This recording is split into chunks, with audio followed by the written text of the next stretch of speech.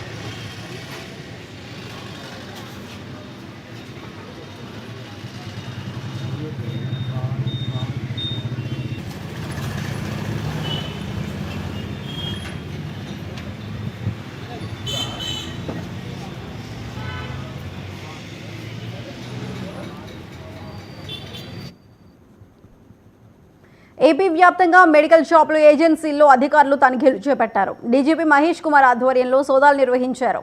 రాష్ట్ర వ్యాప్తంగా అకస్మాత్తుగా డ్రగ్స్ వినియోగంపై దాడులు చేశారు. ఈ తనిఖీల్లో vigilance enforcement, eagle team, drugs control team అధికారులు పాల్గొన్నారు. అయితే ఈ తనిఖీలకు సంబంధించి మరింత సమాచారం ఏపీ స్పెషల్ కరెస్పాండెంట్ సాంబశివరావు అందిస్తారు. సాంబశివరావు, చెప్పండి.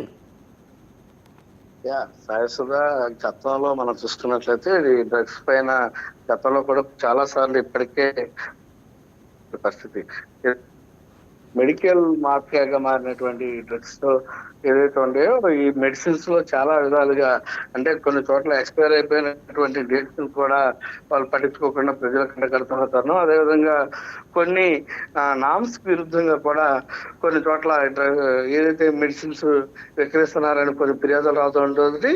మెయిన్ గా ఉన్నటువంటి వాటిపైన అధికారులు అయితే దాడులు నిర్వహిస్తున్నారు. ఇందులో భాగంగానే ఇటు రాష్ట్ర వ్యాప్తంగా ఒకే దాడులు చేస్తున్నారు. దాడుల్లో కొన్ని చోట్ల ఏదైతే పర్మిషన్ లేకుండా కొన్ని మెడిసిన్స్ కూడా కొంతమంది అమ్ముతున్నట్టుగా కూడా గుర్తించినటువంటి పరిస్థితి, మరి కొన్ని చోట్ల ఎక్స్పైర్ డేట్ ఉన్నటువంటి మెడిసిన్స్ గుర్తించినటువంటి పరిస్థితి.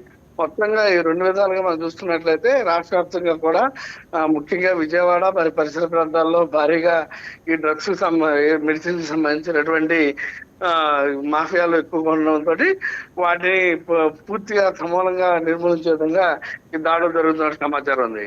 పూర్తి వివరాలు అయితే మరి కొద్దిసేపట్లో వచ్చేటటువంటి అవకాశం ఉంది. సాగిస్తున్నారు. Right Sambasivarao, thank you.